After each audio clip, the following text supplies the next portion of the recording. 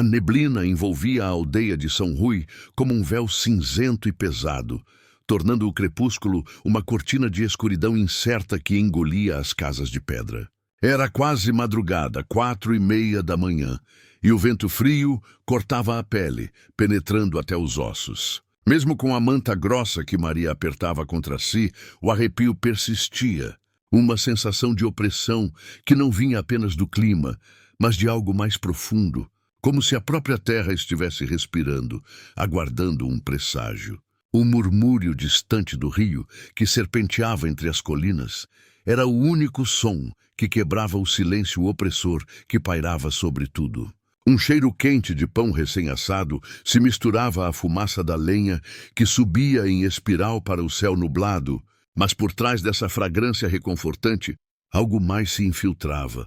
Um lamento sutil, quase imperceptível, como se a própria terra sussurrasse uma lenda esquecida. Uma narrativa de horrores antigos que haviam sido silenciados por muito tempo. O medo se espalhava na brisa, entrando pelas frestas das casas, pelas paredes de pedra, como se o próprio lugar fosse uma prisão à espera de ser violada por uma força do mal. A aldeia, com suas ruas de terra batida e lampiões a óleo, parecia um palco para um drama ancestral, onde cada sombra dançante nas paredes das casas de madeira escura era um espectro da inquietude. Maria, ainda uma criança de 12 anos, corria pelos corredores de madeira da casa, seu riso ecoando suavemente, dissipando momentaneamente a quietude opressora. Seus pés descalços batiam no chão com uma leveza que parecia contrastar com o peso crescente no ar. Ela não sabia, mas algo estava começando a mudar, algo que buscava se alimentar de sua inocência e alegria. Ao abrir o armário da cozinha, seus dedos tocaram o vazio de um mundo que, aos poucos, começava a desmoronar. Ela procurava um brinquedo, um pedaço de doce, qualquer coisa que acalmasse o inquietante aperto que se formava em seu peito, uma premonição de um terror que se aproximava. Mas em vez de encontrar o que desejava, uma sensação de frio a envolveu. Um estalido de eletricidade percorrido por sua espinha, um calafrio que parecia vir de uma cripta antiga. Era como se o espaço ao seu redor tivesse sido tomado por uma ausência. Um vazio gelado, uma desolação que não pertencia a este mundo. Um presságio do que estava por vir. Não tem nada aqui, sussurrou para si mesma, mas seus olhos azuis se voltaram para a parede, onde uma sombra se alongava de forma estranha. A silhueta parecia ter vida própria, dançando nas paredes, enquanto o vento uivava suavemente lá fora, uma melodia sombria que acompanhava a manifestação da presença invisível. O frio parecia intensificar-se à medida que a sombra se esticava, como se algo estivesse se aproximando, algo que se alimentava do medo e da fragilidade da alma humana. A bruma invisível que a envolvia tornava o ar espesso, carregado de uma energia sinistra. Augustus, o pai de Maria, um homem de quase 48 anos, robusto e com ombros largos, moldados por anos de trabalho físico, observava da porta da casa, sua expressão marcada por uma vigilância que não podia ser ignorada. Cicatrizes finas ao redor de sua mandíbula, lembranças de acidentes na forja e de encontros na floresta denunciavam sua vida de lida. Seus cabelos grisalhos curtos e desgrenhados e a barba rala que revelava fios brancos emolduravam seus olhos castanhos escuros, quase negros, que estavam fixos na porta, como se aguardasse algo ou alguém. O som distante dos martelos que ecoava pela aldeia, vindo da oficina do aldeão Thomas, um caçador cético de 40 anos, loiro e de olhos azuis, não era suficiente para desviar sua atenção. Augustus não entendia o que estava acontecendo, não sabia, nem queria saber. As histórias antigas, as lendas sobre a maldição do lobisomem sempre pareceram distantes e reais, meras crendices populares. Mas havia algo em Maria, algo em seu comportamento que ele não conseguia afastar. Algo que já começava a pesar em seu peito, um tormento silencioso que o assombrava. Seu orgulho e teimosia obstinada não permitiam que ele aceitasse a ideia de que uma força sobrenatural pudesse atingir sua filha, ainda que os sinais de possessão começassem a se manifestar sutilmente. Ele era o ferreiro da aldeia, um homem que passara a vida forjando ferramentas e armas, moldando o ferro e a terra com suas mãos calejadas. Mas ao contrário do aço que ele trabalhava, havia algo em Maria que não podia ser forjado, algo que ele não conseguia proteger. Ele sabia que algo estava errado, mas seu orgulho e teimosia não permitiam que ele aceitasse a ideia de que uma força sobrenatural, um demônio, pudesse atingir sua filha. A psicologia por trás do medo de lobisomens e exorcismos, embora desconhecida por ele, já começava a se manifestar em sua negação.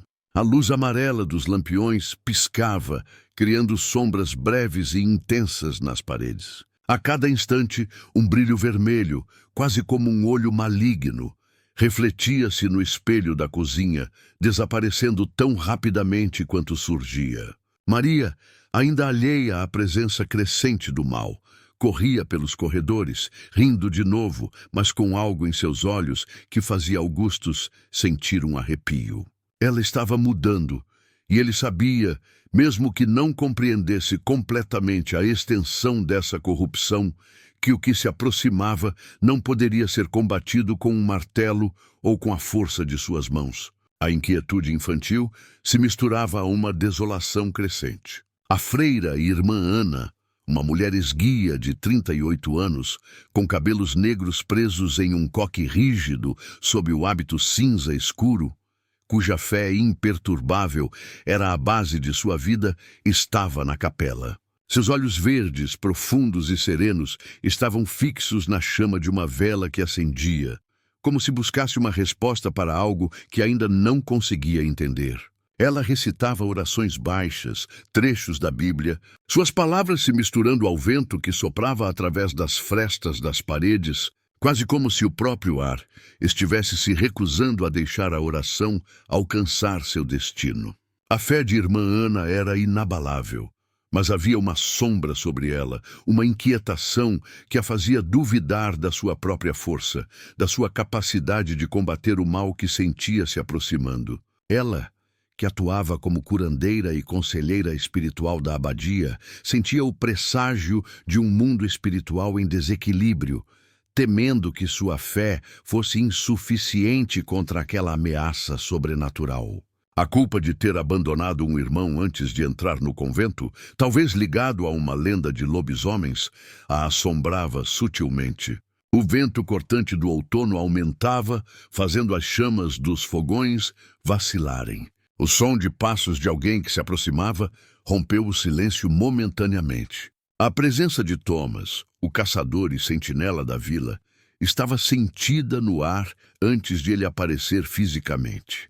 Ele surgiu à porta da taverna, sua silhueta robusta obscurecendo a luz amarelada dos lampiões. Seus olhos azuis, sempre atentos, estavam fixos no horizonte, como se esperasse que algo chegasse para quebrar a monotonia da aldeia.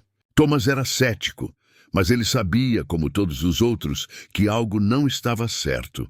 A crendice local sobre o folclore e a mitologia do lobisomem, que ele sempre tratou com desdém, agora parecia ter uma base aterradora. Maria, que antes estava brincando despreocupada, agora se sentia observada, mas não sabia por quem ou o quê. Seus olhos se fixaram nas sombras mais longas das paredes, que dançavam como se tivessem vida própria, garras escuras esticando-se em sua direção. Augustus, do outro lado da casa, sentiu um arrepio subindo pela sua espinha. Algo estava se aproximando. Algo invisível, mas palpável, uma presença que evocava um pavor primitivo. E a noite se estendia, implacável, como se a própria terra estivesse pressionando contra as casas, preparando-se para ceder ao abismo da escuridão. O silêncio, então, tornou-se ainda mais pesado, mais ameaçador, prenunciando a chegada do mal. A tensão na aldeia crescia, e o ar ficava mais denso, carregado de um presságio que ninguém poderia ignorar.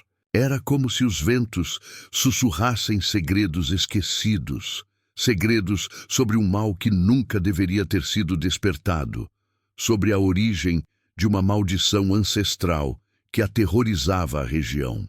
As sombras nas paredes, que antes eram apenas parte da noite, agora pareciam ter vida, dançando e se contorcendo como se estivessem vivas, refletindo a corrupção que se infiltrava na inocência de Maria. A porta da cozinha, que havia se fechado sozinha momentos antes, se trancou com um estalo seco. Augustus correu até ela, seu coração batendo com força, mas quando tentou girar a chave, ela parecia não responder, como se uma força invisível a mantivesse presa. A casa estava fechada. O mal estava dentro. E Maria, a menina, agora tremia. Sua voz rouca e tremendo sussurrava palavras que não faziam sentido para Augustus, mas que, ao mesmo tempo, eram perfeitamente claras em sua mente, ecos de um passado sombrio. Um grito abafado escapou de seus lábios. Ela caiu ao chão, suas mãos cobrindo seu rosto, como se estivesse sendo empurrada para trás por algo invisível. Algo que não pertencia a este mundo. Uma presença sobrenatural que a subjugava. A ventania, que antes era suave, agora se transformava em uma força furiosa, fazendo as sombras na sala se alongarem como garras afiadas. Augustus, com o medo estampado no rosto, correu até ela, tentando segurá-la, mas algo impedia seu avanço, uma barreira etérea, mas impenetrável. O ar na casa parecia denso, carregado de um terror crescente. Maria, em um último suspiro de resistência, sussurrou uma palavra, o nome de Zecorat. E foi nesse momento, nesse exato momento, que o mal finalmente fez sua marca. A possessão demoníaca se consolidando. A fraqueza de sua alma infantil se rendia ao poder de uma entidade milenar, um horror inominável que agora residia em seu pequeno corpo. A porta da cozinha se trancou novamente, e Augustus ficou parado ali, olhando para sua filha, enquanto a neblina envolvia a aldeia de São Rui como um véu cinzento e pesado, tornando o crepúsculo uma cortina de escuridão incerta que engolia as casas de pedra. Era quase madrugada, 4:30 da manhã, e o vento frio cortava a pele, penetrando até os ossos. Mesmo com a manta grossa que Maria apertava contra si, o arrepio persistia. Uma sensação de opressão que não vinha apenas do clima, mas de algo mais profundo, como se a própria terra estivesse respirando, aguardando um presságio. O murmúrio distante do rio, que serpenteava entre as colinas, era o único som que quebrava o silêncio opressor que pairava sobre tudo. Um cheiro quente de pão recém-assado se misturava à fumaça da lenha que subia em espiral para o céu nublado, mas por trás dessa fragrância reconfortante, algo mais se infiltrava. Um lamento sutil, quase imperceptível, como se a própria terra sussurrasse uma lenda esquecida. Uma narrativa de horrores antigos que haviam sido silenciados por muito tempo. O medo se espalhava na brisa, entrando pelas frestas das casas, pelas paredes de pedra, como se o próprio lugar fosse uma prisão à espera de ser violada por uma força do mal. A aldeia, com suas ruas de terra batida e lampiões a óleo, parecia um palco para um drama ancestral, onde cada sombra dançante nas paredes das casas de madeira escura era um espectro da inquietude. Maria, ainda uma criança de 12 anos, corria pelos corredores de madeira da casa, seu riso ecoando suavemente, dissipando momentaneamente a quietude opressora. Seus pés descalços batiam no chão com uma leveza que parecia contrastar com o peso crescente no ar. Ela não sabia, mas algo estava começando a mudar, algo que buscava se alimentar de sua inocência e alegria. Ao abrir o armário da cozinha, seus dedos tocaram o vazio de um mundo que, aos poucos, começava a desmoronar. Ela procurava um brinquedo, um pedaço de doce, qualquer coisa que acalmasse o inquietante aperto que se formava em seu peito, uma premonição de um terror que se aproximava. Mas em vez de encontrar o que desejava, uma sensação de frio a envolveu. Um estalido de eletricidade percorrido por sua espinha, um calafrio que parecia vir de uma cripta antiga. Era como se o espaço ao seu redor tivesse sido tomado por uma ausência, um vazio gelado, uma desolação que não pertencia a este mundo, um presságio do que estava por vir. Não tem nada aqui, sussurrou para si mesma, mas seus olhos azuis se voltaram para a parede, onde uma sombra se alongava de forma estranha. A silhueta parecia ter vida própria, dançando nas paredes, enquanto o vento uivava suavemente lá fora, uma melodia sombria que acompanhava a manifestação da presença invisível. O frio parecia intensificar-se à medida que a sombra se esticava, como se algo estivesse se aproximando, algo que se alimentava do medo e da fragilidade da alma humana. A bruma invisível que a envolvia tornava o ar espesso, carregado de uma energia sinistra. Augustus, o pai de Maria, um homem de quase 48 anos, robusto e com ombros largos, moldados por anos de trabalho físico, observava da porta da casa, sua expressão marcada por uma vigilância que não podia ser ignorada. Cicatrizes finas ao redor de sua mandíbula, lembranças de acidentes na forja e de encontros na floresta denunciavam sua vida de lida. Seus cabelos grisalhos curtos e desgrenhados e a barba rala que revelava fios brancos emolduravam seus olhos castanhos escuros, quase negros, que estavam fixos na porta, como se aguardasse algo ou alguém. O som distante dos martelos que ecoava pela aldeia, vindo da oficina do aldeão Thomas, um caçador cético de 40 anos, loiro e de olhos azuis, não era suficiente para desviar sua atenção. Augustus não entendia o que estava acontecendo, não sabia, nem queria saber. As histórias antigas, as lendas sobre a maldição do lobisomem sempre pareceram distantes e reais, meras crendices populares. Mas havia algo em Maria, algo em seu comportamento que ele não conseguia afastar. Algo que já começava a pesar em seu peito, um tormento silencioso que o assombrava. Seu orgulho e teimosia obstinada não permitiam que ele aceitasse a ideia de que uma força sobrenatural pudesse atingir sua filha, ainda que os sinais de possessão começassem a se manifestar sutilmente. Ele era o ferreiro da aldeia, um homem que passara a vida forjando ferramentas e armas, moldando o ferro e a terra com suas mãos calejadas. Mas ao contrário do aço que ele trabalhava, havia algo em Maria que não podia ser forjado, algo que ele não conseguia proteger.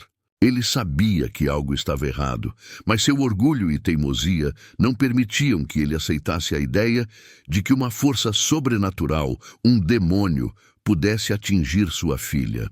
A psicologia por trás do medo de lobisomens e exorcismos, embora desconhecida por ele, já começava a se manifestar em sua negação.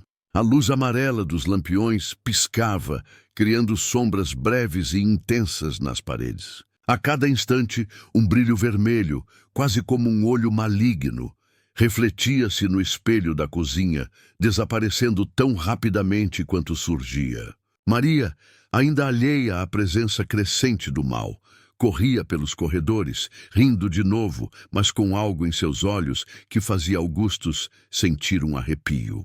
Ela estava mudando, e ele sabia, mesmo que não compreendesse completamente a extensão dessa corrupção, que o que se aproximava não poderia ser combatido com um martelo ou com a força de suas mãos. A inquietude infantil se misturava a uma desolação crescente. A freira e irmã Ana, uma mulher esguia de 38 anos, com cabelos negros presos em um coque rígido sob o hábito cinza escuro, cuja fé imperturbável era a base de sua vida, estava na capela.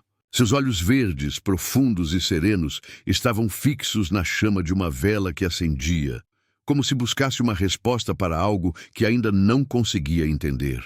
Ela recitava orações baixas, trechos da Bíblia, suas palavras se misturando ao vento que soprava através das frestas das paredes, quase como se o próprio ar estivesse se recusando a deixar a oração alcançar seu destino. A fé de irmã Ana era inabalável, mas havia uma sombra sobre ela, uma inquietação que a fazia duvidar da sua própria força, da sua capacidade de combater o mal que sentia se aproximando. Ela, que atuava como curandeira e conselheira espiritual da abadia, sentia o presságio de um mundo espiritual em desequilíbrio, temendo que sua fé fosse insuficiente contra aquela ameaça sobrenatural. A culpa de ter abandonado um irmão antes de entrar no convento, talvez ligado a uma lenda de lobisomens, a assombrava sutilmente. O vento cortante do outono aumentava, fazendo as chamas dos fogões vacilarem. O som de passos de alguém que se aproximava rompeu o silêncio momentaneamente. A presença de Thomas, o caçador e sentinela da vila, estava sentida no ar antes de ele aparecer fisicamente. Ele surgiu à porta da taverna, sua silhueta robusta obscurecendo a luz amarelada dos lampiões. Seus olhos azuis, sempre atentos, estavam fixos no horizonte, como se esperasse que algo chegasse para quebrar a monotonia da aldeia. Thomas era cético, mas ele sabia, como todos os outros, que algo não estava certo. A crendice local sobre o folclore e a mitologia do lobisomem, que ele sempre tratou com desdém, agora parecia ter uma base aterradora. Maria, que antes estava brincando despreocupada, agora se sentia observada, mas não sabia por quem ou o quê. Seus olhos se fixaram nas sombras mais longas das paredes, que dançavam como se tivessem vida própria, garras escuras esticando-se em sua direção. Augustus, do outro lado da casa, sentiu um arrepio subindo pela sua espinha. Algo estava se aproximando.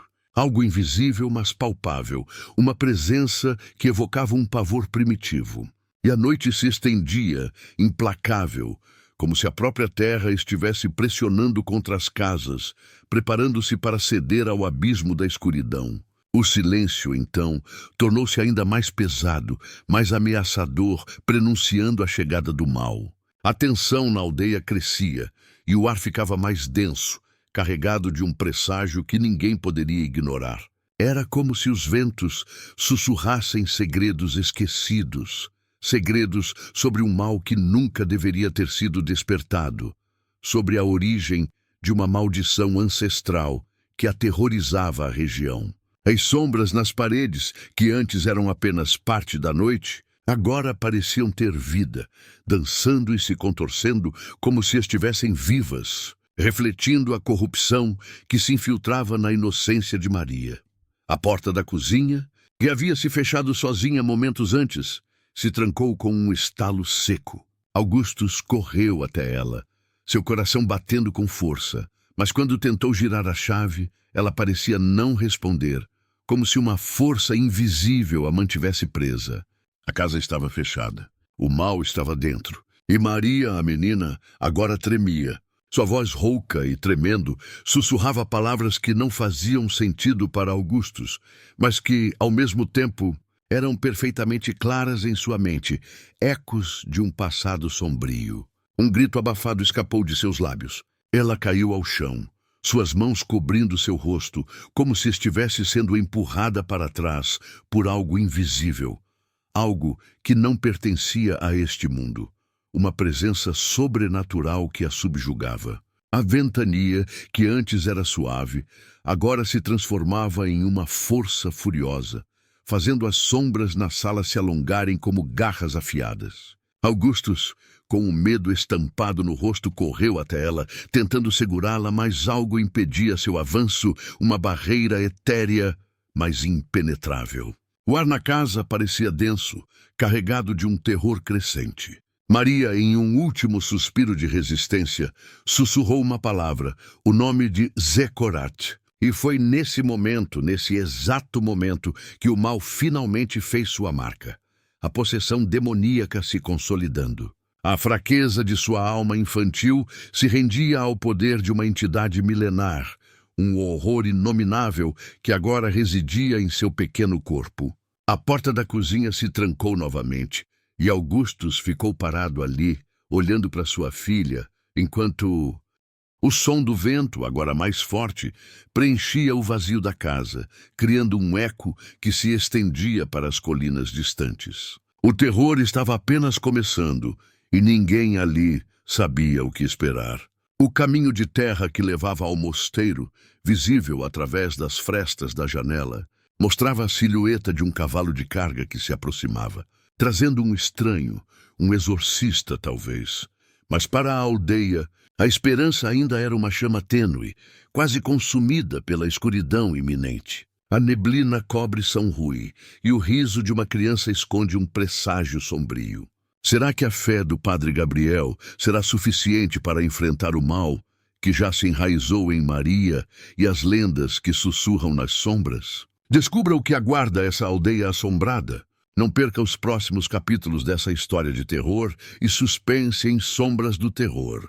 Deixe seu like, se inscreva no canal e ative o sininho para não perder nenhum episódio.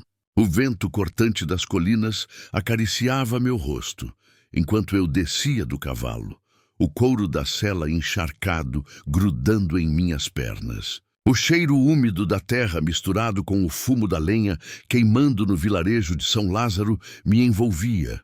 Uma fragrância rústica que se tornava um presságio sombrio à medida que a neblina densa caminhava entre as casas de pedra e madeira, engolindo tudo ao seu redor.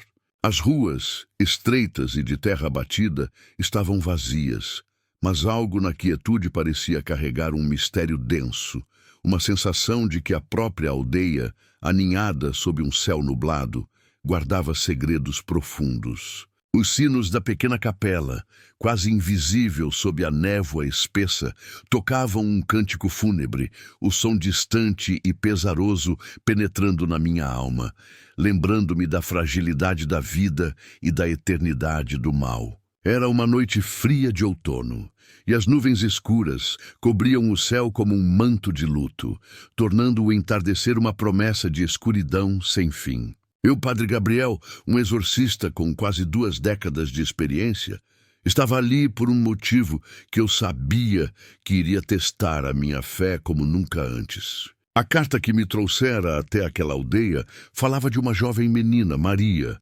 possuída por algo mais do que um simples demônio. Algo que eu não estava preparado para enfrentar.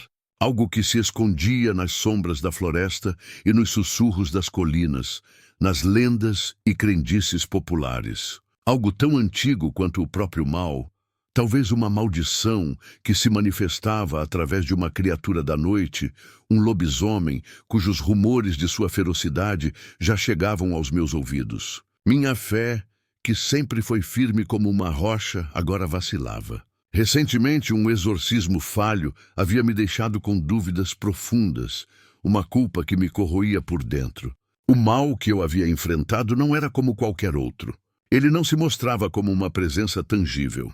Não era um demônio físico, mas algo que corroía a alma de quem o enfrentava. E agora, à minha frente, estava uma aldeia silenciosa, à beira de um colapso espiritual. A inquietude me apertava o peito. Uma mistura de pavor e responsabilidade que me fazia apertar o breviário contra o peito. Minhas botas pesadas abafavam o som dos meus passos, enquanto eu atravessava a rua de terra batida. As casas se alinhavam de um modo peculiar, como se estivessem tentando esconder um segredo obscuro. Uma sombra pairava sobre cada telhado de colmo. O ar estava impregnado com o cheiro de musgo e da fumaça do incenso queimando na capela. Um aroma que deveria trazer consolo, mas que apenas intensificava a sensação de mistério. As janelas, ainda cobertas por cortinas, se curvavam para dentro, como se tentassem não olhar para a verdade. Uma metáfora visual da desconfiança que eu sentia pairar sobre mim. O bosque de pinheiros, ao fundo, parecia sussurrar segredos antigos com o soprar do vento.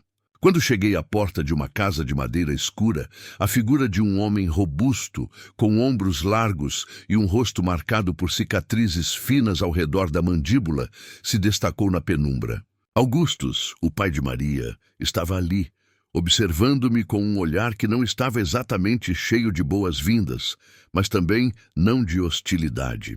Ele parecia desconfiado, como se estivesse esperando por algo ou alguém que ele não sabia se queria ver. Sua barba grisalha estava mal aparada, e seus olhos castanhos escuros, quase negros, estavam fixos em mim, carregados de uma desconfiança evidente, mas com uma pitada de medo que ele tentava esconder. Sua postura era a de um guardião de conhecimentos antigos, um protetor de sua linhagem e de sua aldeia, e eu sentia a resistência que ele ofereceria à minha intervenção. A tensão entre nós era palpável. Eu podia sentir a resistência em sua postura, o modo como ele olhava para mim, como se procurasse algum sinal de que eu não era uma ameaça, como se ele quisesse me aceitar. Mas algo dentro dele o impedia de dar esse passo, uma teimosia obstinada que ele não conseguia superar. Ele era o ferreiro da aldeia, um homem acostumado a moldar o ferro e a terra, mas impotente diante do sobrenatural. Recuou lentamente, sem dizer uma palavra, e eu segui adiante, sentindo o peso do olhar dele nas minhas costas. O medo estava presente no ar, um medo silencioso, que parecia ter raízes muito mais profundas do que qualquer coisa que eu já tivesse enfrentado. Antes que eu pudesse entrar na casa, um homem apareceu na entrada da taverna. Aldeão Thomas. Sua figura robusta e imponente se destacava na escuridão, com seus cabelos loiros e olhos azuis, sempre alertas. Ele estava vestido com roupas de caça, e seu cajado de madeira batia contra o chão com cada passo, marcando sua autoridade como sentinela da vila. Ele era cético, sempre duvidando de tudo que não fosse palpável, mas naquela noite, algo em seu olhar mostrava que ele sabia que o mal estava se aproximando. Ele me observou com uma intensidade calculada, como se estivesse esperando para ver se eu tinha algo a oferecer que pudesse dar alguma explicação para os horrores que estavam prestes a descer sobre a aldeia. Ele se aproximou de mim, seu olhar fixo e desconfiado, sua postura de caçador avaliando uma presa inesperada. A desconfiança era clara em suas palavras, um desafio sutil, mas forte o suficiente para me fazer hesitar, para questionar a eficácia da minha própria vinda.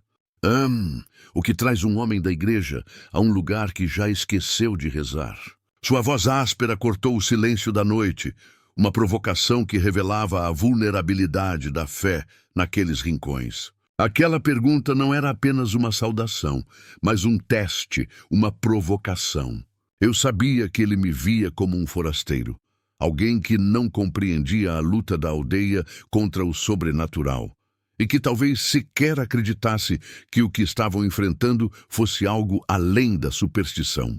Mas havia algo mais em seus olhos, algo que se aproximava da verdade, uma centelha de reconhecimento do horror que nos cercava.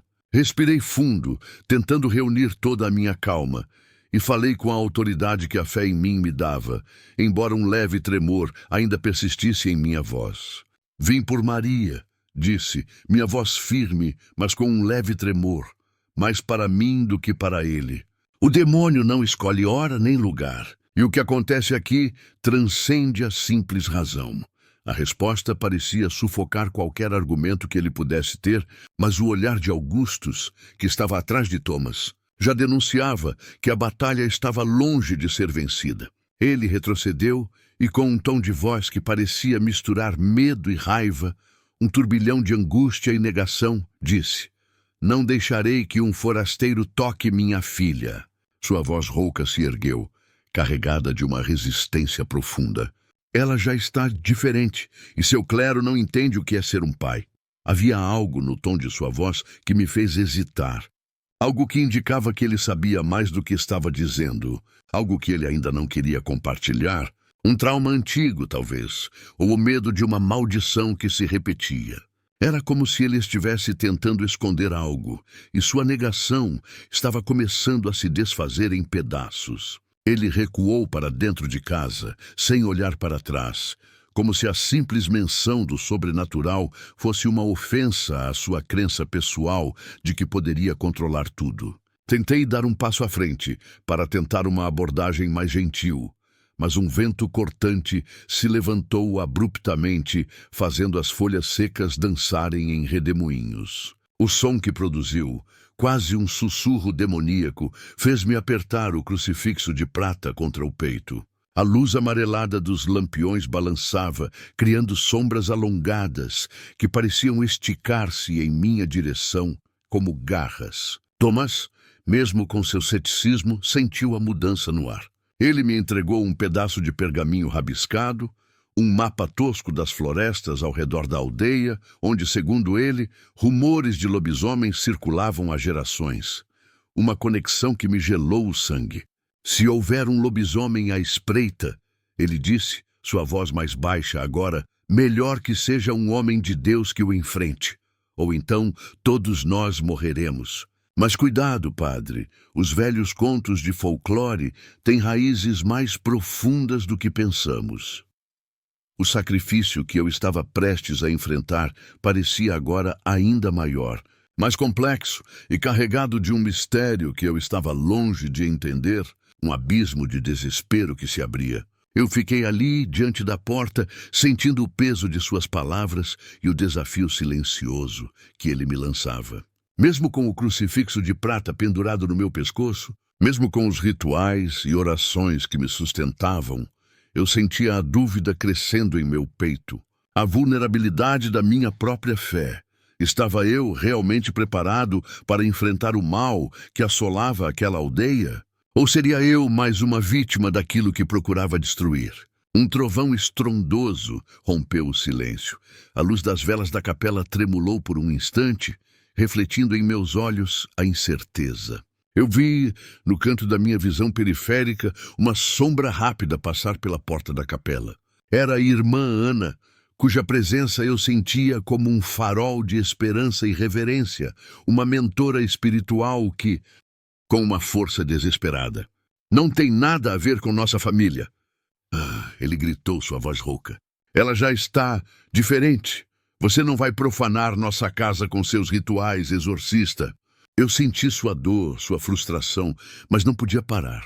O demônio precisava ser expulso, ou a aldeia inteira estaria condenada. A luta contra as forças do mal era inevitável. Maria começou a bater na cadeira com uma força sobrenatural, fazendo os móveis se estilhaçarem ao redor dela. O som de objetos quebrando parecia ecoar no fundo da minha mente, misturado a um latido de cão, distante e distorcido, que vinha de fora da casa. Eu sabia que o momento de agir era agora, mas uma sombra na parede se moveu. Uma figura, uma silhueta de um lobo, apareceu na parede, como se a própria besta que eu conhecia de lendas antigas tivesse se materializado ali, observando com garras afiadas prontas para o ataque, um espectro do folclore mais sombrio. Com o crucifixo levantado, eu gritei as palavras finais da oração, em nome do Pai, do Filho e do Espírito Santo. Mas a sombra absorveu a luz da vela. A sala se escureceu. O som do vento cortante fora da casa aumentou, e então, em um flash, tudo ficou silencioso. Um silêncio mortal, um vácuo, onde antes havia caos. Eu estava em choque, recuando com o crucifixo caindo de minha mão. As sombras na parede começaram a desaparecer, mas a presença do mal ainda estava ali, densa, imperturbável. Maria caiu no chão, ofegante, os olhos voltando ao normal, mas seu corpo ainda tremia, corrompido pela presença demoníaca. O desespero era palpável. Augustus caiu ao meu lado, seu rosto marcado por lágrimas, a negação finalmente se desfazendo em um pavor primitivo. Ele sussurrou, com a voz quebrada, enquanto tentava entender o que estava acontecendo. O que está acontecendo? Que forças sobrenaturais são essas? Enquanto isso, irmã Ana, com o rosário firme em suas mãos, avançava lentamente pela porta, seus olhos verdes transbordando com a mesma dúvida que eu sentia, mas também com uma determinação silenciosa. O mal não havia sido derrotado. A luta estava apenas começando, e a manifestação da sombra lupina indicava que a batalha se tornaria ainda mais complexa, envolvendo não apenas o demônio, mas talvez a própria maldição do lobisomem. O mundo espiritual estava em guerra, e a fraqueza da humanidade era o seu campo de batalha. O pavor me envolvia, e a verdade sobre a lenda do lobisomem se mostrava mais real do que qualquer superstição, mais perigosa do que qualquer crença popular, uma ameaça que se unia à possessão. O vento uivava como um lobo faminto, arranhando as telhas da igreja de São Miguel. um lamento que parecia um presságio sombrio para a aldeia. A noite estava tomada por uma névoa densa, fria como a morte, que rastejava pelo chão e engolia as casas em sombras, fazendo-as parecer fantasmagóricas, quase espectrais. O chão de pedras estava coberto por folhas úmidas e galhos quebrados, como se uma força invisível tivesse devastado tudo ao redor. O ar, saturado com o cheiro de terra e madeira queimada, misturava-se com o perfume das ervas sagradas que irmã Ana havia espalhado ao redor da capela. Um gesto quase desesperado contra o mal que se aproximava, uma tentativa de proteção espiritual contra as forças do mal. Ela estava ali, de pé, observando o altar, o rosto pálido como a lua coberta pelas nuvens, e suas mãos firmemente segurando um rosário, suas preces silenciosas, um pilar de fé inabalável. Eu, Padre Gabriel, estava ajoelhado diante do altar, o rosário escorregadio entre meus dedos, a sensação de desespero crescendo em meu peito, um pavor que me gelava até os ossos. O silêncio na igreja era pesado, opressor, como se o próprio lugar estivesse tentando absorver o terror que se aproximava. Maria, ainda possuída, estava à minha frente, batendo a cabeça contra a cruz de ferro, com gritos abafados que se perdiam na fúria do vento lá fora, sua agonia um eco do tormento que a consumia. Ela estava além de qualquer ajuda humana, seu corpo e alma completamente dominados por Zecorat, o demônio que habitava sua essência. Eu podia sentir sua presença, uma sombra que me envolvia, me sufocava, como se estivesse prestes a engolir tudo ao meu redor, a fraqueza da minha própria fé me assombrando. A batalha espiritual estava apenas começando. A irmã Ana, pálida, continuava a rezar, suas palavras suaves se misturando ao vento que penetrava pelas frestas da capela. Cada oração parecia ser engolida pela escuridão crescente, pelo abismo que se abria a nossos pés. Augustus estava à porta, com os olhos fixos em Maria, segurando um machado pesado. Seu rosto estava marcado pela angústia, a raiva e o medo. Eu sabia que ele estava tentando de alguma forma proteger a filha, mas ele não entendia que nada mais poderia ser feito sem enfrentar o mal que estava ali, presente, e que não seria derrotado por simples gestos de força ou resistência. Não mais, era uma questão de vida ou morte, de alma e perdição. O som distante de cascos de cavalos, abafados pela névoa, chegou até nós, interrompendo o silêncio opressor. O coração de todos na sala parecia ter parado de bater por um momento, uma premonição do que estava por vir. Eu sabia o que isso significava. Uma criatura, uma força antiga e selvagem, estava prestes a invadir nosso mundo.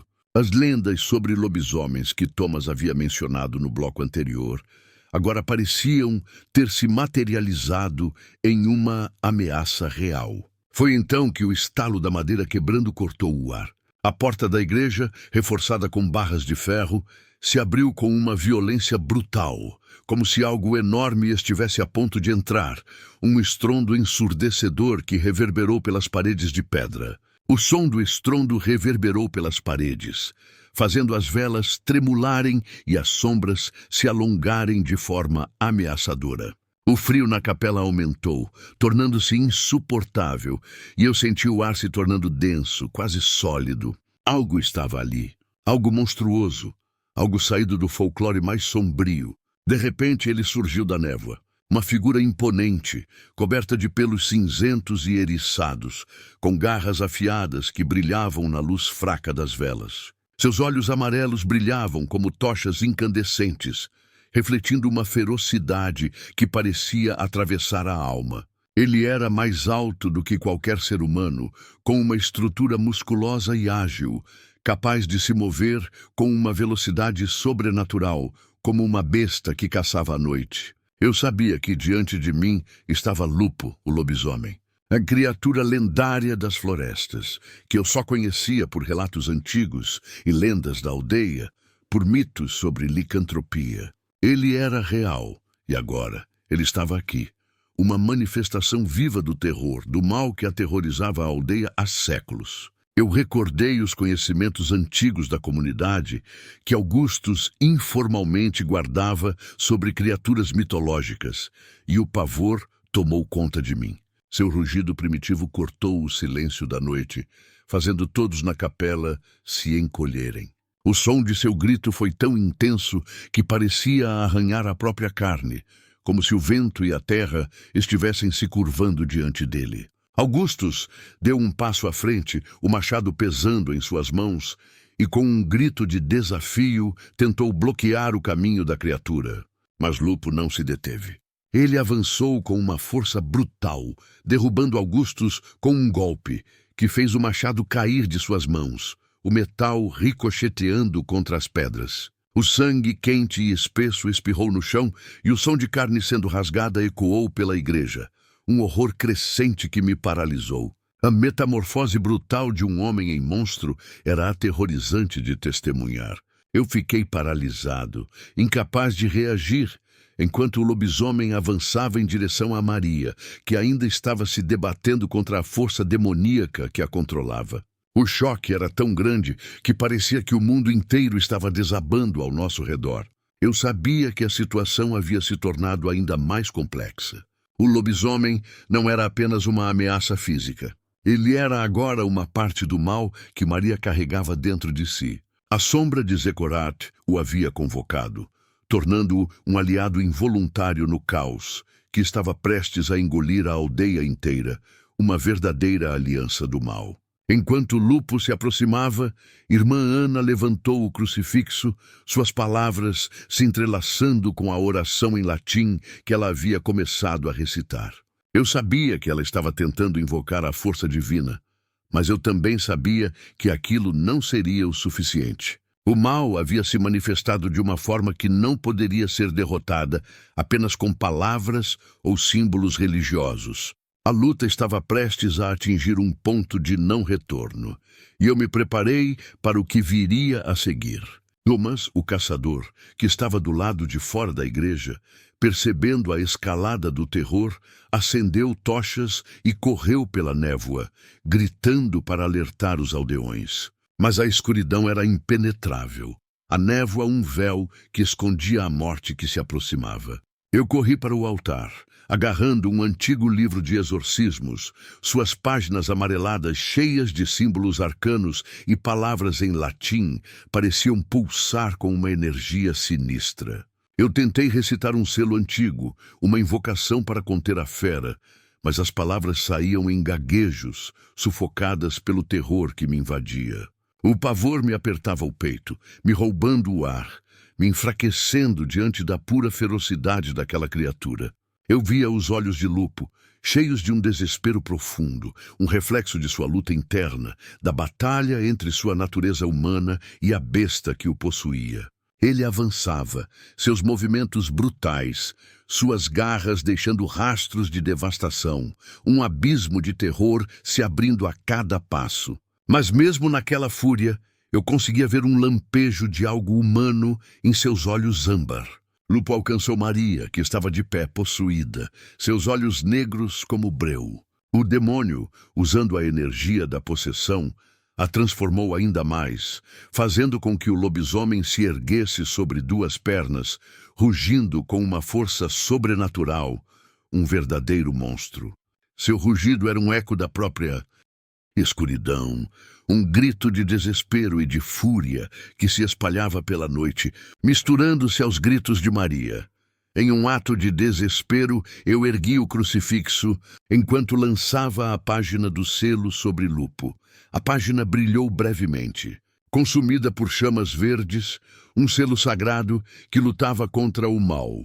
Uma tentativa de exorcismo em lobisomem. A criatura recuou, ferida, mas não derrotada, se retirando para a névoa, deixando um rastro de sangue negro nas pedras. Maria caiu no chão, exausta, mas ainda possessa. Eu estava ofegante, sentindo o peso da responsabilidade, sabendo que o selo apenas havia retardado a ameaça, que a caçada ainda não havia terminado. A vulnerabilidade de nossa posição era palpável. Com o lobisomem agora na capela, O terror que antes estava escondido nas sombras se manifestava com toda a sua fúria. A sala parecia se fechar em torno de nós, e o som do rugido de lupo preenchia o ar. Um horror que parecia ter raízes na mitologia brasileira e nos mitos e lendas sobre lobisomens que nos assombravam. Ele avançava com uma rapidez que eu não havia imaginado ser possível, suas garras afiadas rasgando o altar de madeira e jogando pedaços de cera quente e madeira no ar. A sala, agora completamente dominada pela ferocidade da criatura, parecia não ter mais espaço para fé ou esperança. Tudo o que restava era a luta pela sobrevivência, uma batalha que parecia impossível de vencer. Com o crucifixo ainda em minha mão, eu me preparei para o que viria. Sabia que não poderia enfrentar o lobisomem sozinho. Eu não podia derrotar a fera sem antes enfrentar a sombra de Zecorat que dominava Maria. A guerra estava apenas começando. De repente, um uivo profundo e ensurdecedor cortou o silêncio da capela, fazendo todos se encolherem. O uivo, vindo das profundezas da noite, parecia carregar a dor de uma alma perdida, como se o próprio lamento da criatura estivesse se unindo ao desespero humano. O som fez o chão tremer, e a energia da sala parecia ser drenada, como se a própria existência estivesse se torcendo. Era impossível não ouvir o eco da ameaça que se aproximava, o som de garras cortando o ar e os gritos de dor que preenchiam o ambiente. O lobisomem estava prestes a atacar e ninguém ali sabia como escapar. A escuridão tinha se espalhado por completo e a luta pela sobrevivência se tornava mais do que uma questão de fé. Era uma luta contra o próprio abismo, uma verdadeira lição de horror e pânico que nos deixava em desolação. O ar gelado da capela subterrânea me envolveu como um sudário. O cheiro intenso de incenso de sândalo, misturado ao metálico e nauseante aroma de sangue fresco que pairava no ar, me atingiu com força bruta, lembrando-me da violência recente. As paredes de pedra fria, cobertas por uma fina camada de gelo, pareciam pulsar levemente, um temblor quase imperceptível que ecoava no silêncio sepulcral daquela cripta improvisada. Velas de cera gotejante, alinhadas ao longo das paredes, lançavam sombras tremulantes que dançavam como espectros, criando uma atmosfera opressiva, um véu de escuridão que me envolvia cada vez mais. No centro, um círculo de sal puro brilhava fracamente, a única luz em meio àquela escuridão claustrofóbica. O brilho se refletia nos cristais de gelo que se formaram nas paredes, criando um cenário de frio glacial que me penetrava até os ossos, um prenúncio do abismo que se abria. Maria estava deitada sobre um banco de madeira. O vestido de festa, um contraste grotesco com sua pele pálida, quase translúcida. Seus olhos estavam vazios, duas poças escuras que me olhavam sem nada expressar, apenas um vazio sem fundo, um reflexo do demônio Zecorat que a possuía. Irmã Ana ajoelhou-se ao meu lado, o rosário antigo e gasto em suas mãos trêmulas, recitando preces em latim com uma voz quase quebrada pelo frio e pelo pavor. Sua presença era um bálsamo em meio àquela tormenta de sombras e desespero, um apoio espiritual que tentava equilibrar o peso do mal. Sentia a resistência do mal, uma força viscosa que me prendia, me impedia de respirar, de pensar, como se tentasse esmagar minha própria fé. Augustus permanecia na porta, sua mão trêmula agarrando uma cruz de ferro, o medo gravado em seus olhos castanhos. Ele estava dividido entre o desejo de proteger sua filha e o pavor daquilo que eu enfrentava, uma luta interna entre o amor paternal e a crença no sobrenatural. Comecei a invocação, a voz rouca, quase inaudível, em meio ao murmúrio do vento que uivava pelas frestas da capela, soando como lamentações de almas perdidas. Cada palavra era uma lâmina afiada, uma tentativa de cortar a escuridão que se insinuava por todos os cantos, uma batalha espiritual que exigia cada grama da minha força. Mas no instante em que o nome de Zecorat foi pronunciado, Uma sombra negra se arrastou pelas paredes, se contorcendo como uma serpente em agonia. Suas formas grotescas se distorcendo e retorcendo-se em um balé macabro. A voz do demônio, um sussurro gelado, ecoou na capela. Você não é suficiente, Padre Gabriel. Sua fé é um véu frágil, pronto para se estilhaçar, e seu Deus te abandonou. O círculo de sal começou a pulsar, o brilho fraco se apagando momentaneamente. O vento aumentou sua fúria dentro da capela, apagando 2 das velas, suas chamas morrendo em pequenos estalidos, como suspiros agônicos. Um latido profundo e rouco, quase um rugido abafado, ecoou na capela. Lupo, a sombra do arco, rosnava abaixo, seus olhos brilhando com uma luz verde fosforescente, uma fúria contida que anunciava sua presença. Ele estava dividido. Seu instinto animal, lutando contra o resquício de humanidade que ainda restava em seu coração. Uma maldição que o prendia entre 2 mundos. Sua pata esquerda, num movimento rápido e impreciso, rompeu o círculo de sal, espalhando os grãos sagrados pelo chão de pedra. O sangue, um fio vermelho escuro, serpenteou pelo chão. Um rastro de ruína que abria uma brecha no meu escudo de fé. Um convite ao caos. O tormento era palpável. Uma corrente de medo que me percorria as veias. A voz de Zecorat ecoava em meus ouvidos, amplificando minhas próprias dúvidas, meus próprios medos. Como serpentes em um canal 5.1, eu ouvia a minha própria voz, sussurrando: desista, é muito forte, não é possível. A resistência era cada vez mais difícil, a agonia se intensificava a cada segundo. As sombras de Zecorat se multiplicavam. Seus rostos distorcidos gritavam: medo! O medo! O medo! Clamores de desespero que pareciam sugar a própria vida de mim.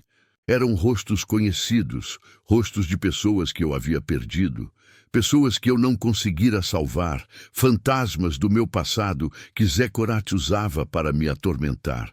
A lembrança do meu próprio fracasso recente. A culpa que me assombrava, me esmagava sob um peso insuportável. A psicologia por trás do medo de lobisomens e exorcismos, agora eu entendia, era o combustível do demônio. Então, com um grito que partiu do meu peito, um grito de determinação forçada, ergui o crucifixo acima da cabeça, a prata fria queimando em minha palma. Em nome do Pai, do Filho e do Espírito Santo, gritei com toda a força que me restava, a voz rouca, mas inabalável. Uma luz branca, incandescente, irradiou do crucifixo, incendiando o círculo de sal. O fogo sagrado consumiu as sombras, a fúria de Zecorat, criando uma barreira de luz contra a escuridão. Lupo, em um movimento desesperado, se lançou sobre o demônio, seus dentes cerrados, mordendo a sombra, mas ele também era consumido pelas chamas espectrais, seu corpo híbrido retorcendo-se em agonia. O demônio rugiu, sua voz se misturando ao uivo do lobisomem, uma sinfonia infernal de horror. O fogo se extinguiu abruptamente, deixando a capela em um silêncio mortal, um silêncio que carregava o peso da batalha recém-travada. Maria abriu os olhos, agora claros, mas seu corpo tremia, pálido como a morte, corrompido pela experiência. O sacrifício havia sido feito, mas o abismo ainda se abria diante de mim. Eu segurava o crucifixo ainda quente, mas meu olhar revelava dúvidas profundas. Eu sentia que Zecorat ainda estava presente, adormecido, esperando sua hora, um misticismo sombrio que desafiava minhas certezas. A vitória era parcial, incompleta, e a verdade sobre lobisomens e demônios parecia muito mais complexa do que os livros de exorcismo ensinavam. O terror ainda persistia. Irmã Ana caiu de joelhos, chorando de alívio e medo, enquanto Augustus, com a cruz ainda em suas mãos, olhava para o ponto onde Lupo desaparecera, percebendo as marcas de garras na pedra, marcas profundas, que pulsavam com um brilho vermelho escuro. O símbolo de um lobo, antigo e maléfico, lentamente se formava, um presságio de que a licantropia e a possessão poderiam ter uma ligação mais profunda do que imaginávamos. Um uivo distante, crescendo em volume, ecoava na capela, prometendo que a luta ainda não havia terminado, que a caçada continuaria e que o horror estava apenas começando. A chuva fina e gelada, um tambor incessante contra as folhas mortas e o musgo que cobria o chão, me acompanhava enquanto eu penetrava na clareira da Floresta Negra. A névoa, densa como um véu de luto, abraçava as árvores retorcidas, seus galhos secos e escuros, se alongando como dedos ossudos que pareciam me segurar, me arrastando para um abismo de desolação. Um cheiro sinistro pairava no ar, uma mistura de terra úmida, folhas em decomposição e um metálico perfume de sangue, recém-derramado talvez, que me gelava a alma. O círculo de pedras antigas, cobertas de musgo e encharcadas de lama, formava um altar profano sob a lua minguante, um disco prateado obscurecido por nuvens densas. No centro, um poço de água negra, como um espelho de obsidiana, refletia a noite, amplificando o horror que sentia. As sombras se alongavam, dançando em um balé macabro, prenunciando a conjuração de algo inominável. Maria estava ali, sentada sobre uma pedra fria, imóvel, uma figura frágil na imensidão da escuridão. Seus olhos, porém, brilhavam com uma chama vermelha, a marca de Zecorat, o demônio, que a possuía. A voz dele, um sussurro glacial que cortava o ar, ecoava em meus ouvidos, mesmo que eu não conseguisse decifrar as palavras, apenas sentia a corrupção em cada sílaba. Um tormento que se insinuava em minha própria fé, um medo frio, visceral, se instalou em meu peito. Eu sabia, com uma certeza que me gelava até os ossos, que estava prestes a testemunhar algo que transcendia a compreensão humana, algo que abria uma fenda entre a fé e a desolação.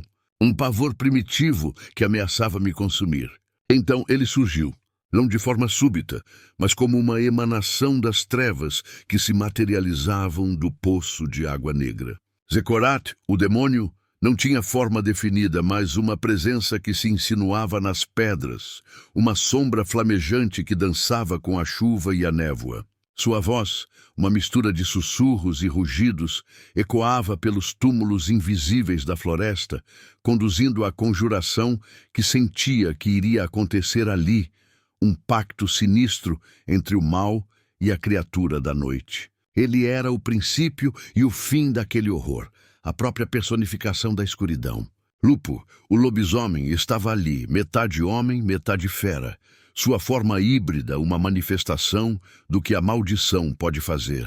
Seus olhos brilhavam com um amarelo intenso, um olhar que misturava a fúria primal do predador com a hesitação de uma alma presa. Sua postura era defensiva, mas uma inquietação em seu olhar me indicava a luta interna que ele travava, a batalha entre sua natureza bestial e o resquício de humanidade que ainda o habitava. Eu o via, em sua forma híbrida, quase 2,10 metros de puro tormento.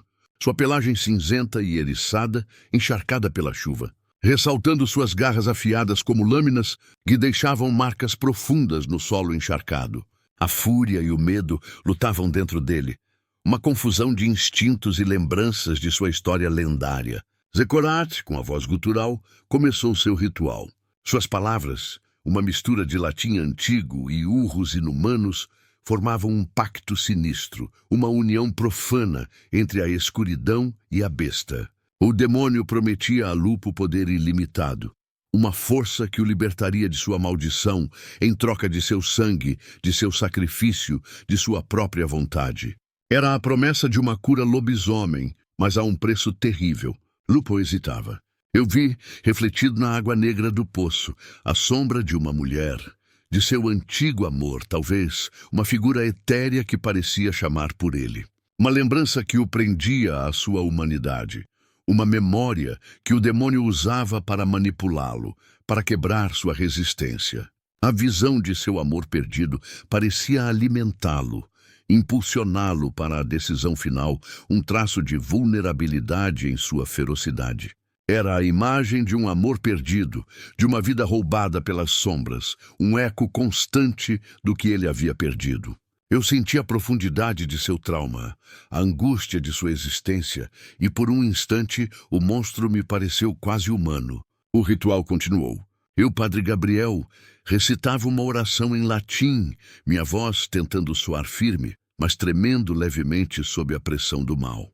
A água do poço começou a subir, formando uma coluna negra que engoliu Lupo, um remoinho sombrio que o arrastava para as profundezas do pacto. Irmã Ana, na borda da clareira, tentou intervir, seus olhos verdes fixos no horror. Ela ergueu o crucifixo enferrujado que trazia consigo, tentando usá-lo como um escudo de proteção espiritual, mas o vento, furioso como a própria tormenta que se aproximava, a empurrava para trás com força inumana. Seu crucifixo enferrujado caiu na água negra, desaparecendo como uma esperança perdida, um símbolo religioso engolido pela escuridão. A psicologia por trás do medo de lobisomens e a busca pelo exorcismo era agora um conhecimento amargo para ela. O pacto estava completo. Um estrondo ensurdecedor sacudiu a terra, reverberando pelas árvores e pelas pedras. A água negra explodiu, espalhando vapor que formava rostos espectrais de aldeões mortos, lembranças de vítimas de Lupo e de outros horrores da floresta, uma legião de almas perdidas que clamava por redenção.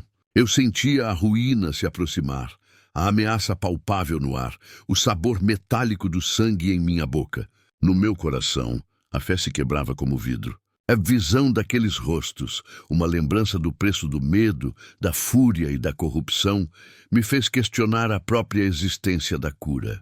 Em desespero, eu quebrei meu rosário, espalhando as contas sobre o solo lamacento. Cada uma delas se transformou em uma pequena chama azul, uma centelha de esperança que lutava contra a escuridão crescente. Mas as chamas foram apagadas rapidamente, consumidas pela risada de Zecorat, um som gutural que me congelou a alma, um eco do inferno. A aliança estava selada. Lupo, agora com um brilho vermelho nos olhos e uma cicatriz luminosa em forma de cruz nas costas, uma marca da luta entre sua natureza bestial e sua humanidade, que não havia morrido completamente, estava ligado ao demônio. A fusão estava completa, transformando-o em um lobisomem exorcista, uma aberração da natureza e do sobrenatural, um monstro com poder ilimitado. Eu caí de joelhos, exausto, segurando o crucifixo partido, sentindo o peso da derrota. A chuva se intensificava, borrando minha visão, mas entre a desolação, eu ainda via as chamas azuis, apagadas, mas presentes, como um sinal de que a escuridão não era invencível, que ainda havia uma fagulha de esperança, uma pequena chama que poderia ser reacendida. O som de um sino distante, um clarim que me chamava para o confronto final, ecoava em meus ouvidos, um lembrete de que a luta ainda não havia terminado, que a batalha espiritual continuaria contra as forças do mal. A decisão final estava próxima. E eu, o exorcista, me sentia vulnerável, mas não quebrado, pronto para o sacrifício. O vento uivava como um animal faminto entre as lápides retorcidas do cemitério da Foz, um lugar esquecido por Deus e pelos homens há quase 40 anos, onde a névoa rastejava como um lençol sujo, cobrindo os túmulos quebrados e as cruzes de ferro enferrujado que rangiam com cada sopro. A umidade gélida penetrava meus ossos, e a cada respiração, meu hálito se transformava em uma nuvem efêmera que se perdia na escuridão opressora. Eram 3h42 da madrugada. A lua minguante, encoberta em 2/3 por nuvens densas, lançava flashes intermitentes de luz prateada sobre o cenário desolado, criando uma atmosfera de penumbra inquietante, um presságio do horror que se aproximava. O cheiro de terra úmida, mirra queimada e a podridão nauseante de carne animal podre enchia minhas narinas, um prenúncio visceral do que estava para acontecer.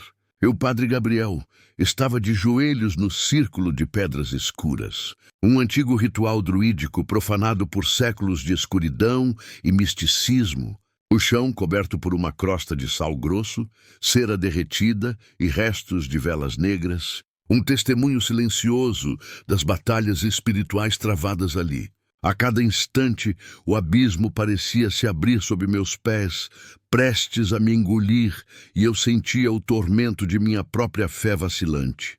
O latim saía rouco da minha garganta, uma invocação roubada ao silêncio da noite, uma tentativa desesperada de manter o controle. Apenas o vento e o tac-tac, quase imperceptível das gotas de sangue caindo do meu nariz, misturando-se ao sal grosso, quebravam o silêncio que pesava como uma mortalha. Senti o peso da responsabilidade, o tormento da minha fé vacilante, os estigmas em minhas palmas ardendo como brasas, uma dolorosa coruscação que indicava a luta que se travava em minha alma. Eu não era digno, essa certeza me corroía como um verme, uma culpa que me assombrava. Mas eu tinha que continuar. Eu tinha que salvar Maria. De repente, um relâmpago rasgou o céu, iluminando por um breve instante o portão do cemitério, revelando o que eu temia. Lupo, o lobisomem, surgiu das sombras. Sua figura imponente, com quase 2,10 metros de altura, se destacava na penumbra. Sua pelagem cinzenta estava encharcada pela umidade, e os olhos, de um âmbar humano e penetrante, brilhavam com uma mistura de dor e fúria, uma manifestação da maldição que o atormentava. Augustus, com as mãos trêmulas, disparou sua espingarda de duplo canhão. O tiro atingiu o ombro de Lupo com um som ensurdecedor que ecoou pelas lápides, mas a pelagem se regenerou em um instante, a carne se fechando como se fosse uma ferida superficial, uma prova de sua força sobrenatural. O sangue, porém, era diferente. Um sangue negro e viscoso, que escorria e desaparecia na terra, uma substância profana. Lupo avançava, sua investida rompendo a frágil proteção do círculo de sal, arrancando pedaços com suas garras afiadas. O rugido que escapou de sua garganta foi um eco da tormenta em meu interior, um som primordial de horror. Eu sentia a minha fé se estilhaçar, a cada pedaço de sal que se desprendia, a cada sussurro latim invertido de Zecorat, girando em meus ouvidos como serpentes em um canal 5.1, uma legião de vozes demoníacas que tentavam me enlouquecer.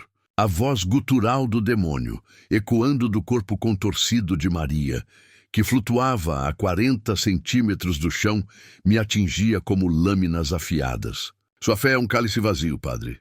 Seu corpo será o altar, seu sangue o vinho. E a hóstia, sua própria fé apodrecendo. Um grito silencioso, um eco do meu próprio desespero se formava em meu peito. Irmã Ana, segurando o relicário de São Benedito, cujo brilho avermelhado denunciava o avanço do mal, sussurrava palavras de apoio, uma prece quase falhando. O mal ri porque teme, Padre Gabriel. Não ouse parar de rir, Gabriel. Termine o ritual. Eu sustenho o monstro. Sua voz era quase um fio de esperança. Mas a fé dela também estava à beira da ruptura, a fraqueza humana confrontando o poder das trevas. Eu tentava manter a calma, mas os clamores das crianças que Zecorat havia possuído no passado, ecoando na minha mente, me dilaceravam. Ele vai te despedaçar, Gabriel. Você é fraco. Eu estava no limiar do pânico, uma batalha pela minha própria sanidade. Um relâmpago. Outro relâmpago. Eu via a lua refletida no olho de Lupo, um reflexo de horror que me gelava o sangue, um vislumbre da sua alma atormentada, lutando contra a transformação. Eu me levantava, apesar da dor insuportável nas minhas palmas, o crucifixo de prata queimando em minha carne, o metal chiando contra a minha pele. O fulgor do sacrifício se aproximava. Lupo, dividido entre a fera e o homem, em sua forma híbrida, atacou Augustus, mas parou num grito de dor humana. A consciência de Lupo, lutando contra o domínio demoníaco, contra a maldição que o transformara em um monstro, me deu um instante de respiro, uma fagulha de humanidade no meio da ferocidade. Aproveitando a hesitação do lobisomem, eu finalizei o quadrante oriental do Sigillum Dei, lançando o restante do sal em forma de cruz sobre o chão, uma última esperança de redenção. O círculo reacendeu, irradiando um brilho azul ultravioleta, uma barreira de luz contra a escuridão, um selo sagrado que tentava prender o mal. Zecorat rugiu, um som inumano que reverberava no meu peito, um grito de fúria e frustração. As nuvens se abriram e um raio de lua caiu exatamente sobre Maria, intensificando a luz sobre ela. O selo não a segurava completamente. O demônio estava preso dentro dela, mas agora limitado ao espaço físico do cemitério, uma prisão temporária. Lupo, ferido e urrando de dor, arrastou-se para fora do círculo, deixando um rastro de sangue negro que se perdia na névoa. Eu caí de joelhos, exausto, as minhas mãos em brasas brandas, os estigmas ardendo, o corpo carcomido pela energia do ritual. Augustus, com o ombro deslocado, carregava Maria, agora trêmula, os olhos voltando lentamente ao normal, para longe do círculo quebrado. Irmã Ana segurava o relicário, mas a luz se apagou. Sinal de que o mal ainda persistia, que a batalha espiritual estava longe de ser vencida, que a cura não era completa. A redenção parecia distante, um sonho em meio ao tormento.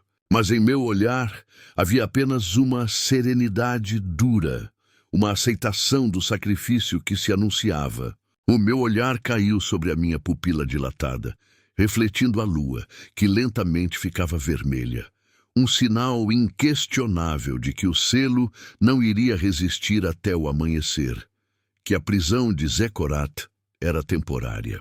Um uivo de lupo, ecoando da floresta, agora acompanhado de risos infantis, rasgou o silêncio da noite. Era a voz de Zecorat, que ainda agia, ainda manipulava, ainda se alimentava do medo. O cerne da escuridão ainda não tinha sido destruído. Eu estava preso. Preso à minha própria redenção, à luta pela alma de Maria e à promessa de um confronto que estava longe de terminar. A fraqueza da humanidade era o seu maior triunfo, e eu, o exorcista, estava prestes a fazer o sacrifício final. O ar na igreja em ruínas era um amálgama fétido de incenso antigo, madeira queimada e terra úmida. Pilares quebrados, vitrais rasgados, deixavam a luz esbranquiçada da lua cheia infiltrar-se, rasgando a escuridão em fatias irregulares que dançavam sobre o altar principal, coberto por um manto de seda negra rasgado e símbolos religiosos profanados por sangue coagulado. Meu corpo doía, cada músculo gritava em protesto contra o esforço sobre-humano daquela noite que parecia não ter fim. O livro de exorcismos, agora reduzido a cinzas e pedaços de pergaminho chamuscados, pendia de minha mão enfraquecida, um testemunho mudo do terror que havia se desenrolado. Maria flutuava acima do altar, cercada por uma aurora negra. Seus olhos, totalmente negros, brilhavam com uma incandescência sinistra, vasos sanguíneos visíveis sob a pele esfolada de seu rosto pálido. A voz gutural de Zecorat ecoava de seu corpo, um coro de lamúrias que cortava o ar rarefeito. A cada sílaba, um fragmento de minha própria fé parecia se estilhaçar. Irmã Ana, sua vela tremendo como a última esperança, erguia o rosário. Mas suas mãos, trêmulas, já deixavam as contas deslizarem para o chão de pedra, onde se espalhavam como lágrimas de pérola, ecos de uma prece silenciosa que parecia não encontrar seu destino. Augustus, o pai de Maria, ajoelhado num canto, chorava em silêncio, um desvelo de dor que me dilacerava mais que qualquer tormento físico. Lupo, metade humano, metade lobo, se contorcia em agonia nas sombras. Sua forma híbrida, um testemunho da batalha interna entre a fera e o homem, a maldição que o corroía de dentro para fora, uma luta contra a própria licantropia. Aquele era o momento da obliteração, da decisão final contra as forças do mal. Zecorat, pela boca de Maria, sibilou: "Você não é páreo para mim, padre. Seu Deus te abandonou na hora em que mais precisou. Sua fé é um véu frágil e sua fraqueza o consome. A única forma de me expulsar é que o Salvador se ofereça no lugar da inocente, que um sacrifício seja feito." Um silêncio sepulcral pairou sobre nós. Um vácuo onde antes havia desespero, quebrado apenas pelo som de garras arranhando pedra. Lupo, em um esforço desesperado, emergia das sombras. Metade de seu corpo ainda humano, lutando contra a transformação completa, uma transfiguração que o corroía de dentro para fora, mas que ele tentava resistir. A hora do lobo, a madrugada escura e sem estrelas, era o palco perfeito para o misticismo sombrio que se revelava. Comecei a oração, minha voz, antes firme, agora um sussurro quebrado que se misturava ao vento que uivava pelas frestas. Mas a cada palavra sentia a coruscação da agonia.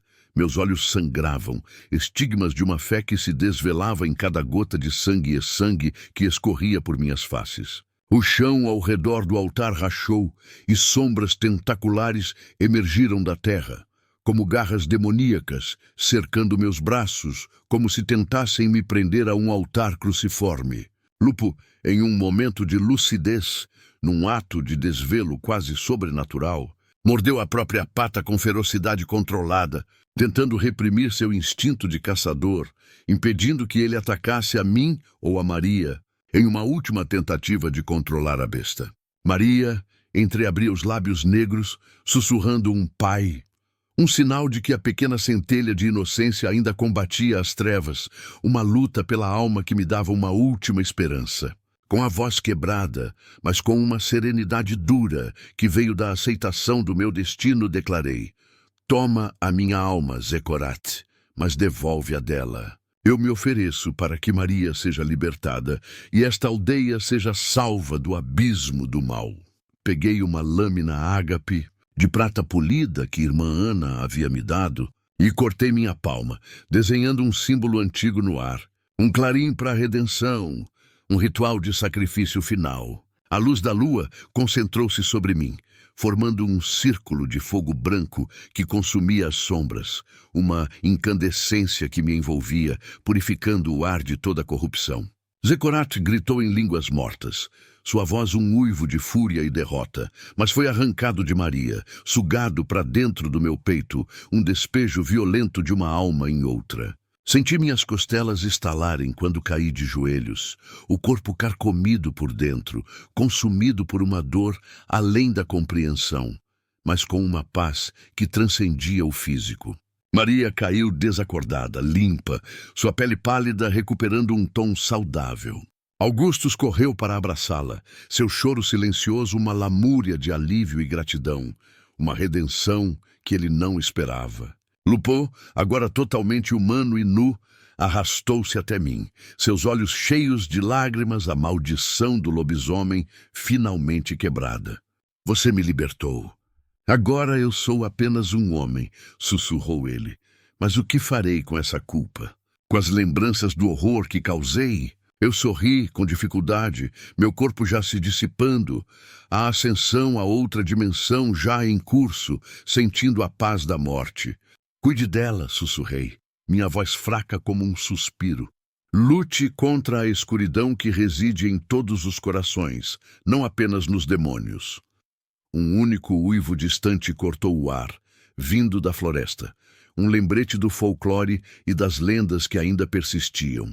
Mas de meus lábios não saiu a serenidade da morte, e sim uma risada rouca, não minha, mas de Zecorat, ecoando de dentro de mim uma voz gutural que me despedaçaria por dentro. Você me prendeu aqui, padre. Mas agora estamos grudados para sempre. O exorcismo foi um fracasso, uma transferência, não uma derrota total.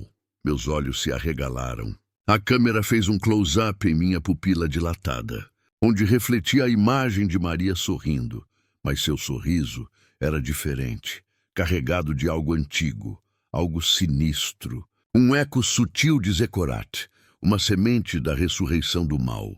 O quadro congelou, enquanto o uivo distante ecoava, sugerindo que o ciclo nunca fora quebrado, apenas transferido, a ressurreição do mal se insinuando no horizonte, uma premonição de novos horrores para o mundo espiritual. A luta eterna contra as forças do mal estava longe de terminar, e a esperança era, na melhor das hipóteses, um conceito efêmero. A alma humana, frágil e vulnerável, continuaria a ser o campo de batalha para o exorcista e o lobisomem, agora para sempre entrelaçados. O sacrifício do padre Gabriel libertou Maria e Lupo, mas a risada final de Zecorat em seu corpo revela um final que ecoará para sempre. O ciclo do mal foi realmente quebrado ou apenas transferido?